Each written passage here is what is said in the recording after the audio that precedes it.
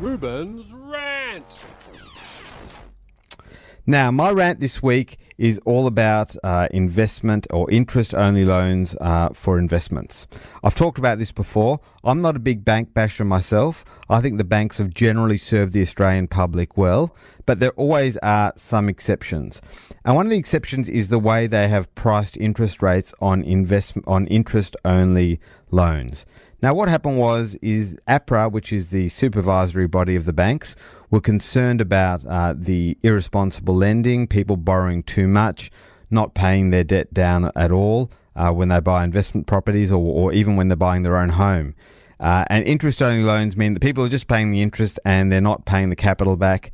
And they said to the banks, you've got to put a clamp on this, and your growth of interest-only loans has to be much, much lower than what it is. So what the banks did is said, okay, in order to discourage that, and possibly make sense, that they increased the interest rates on interest-only loans, on new interest-only loans going forward.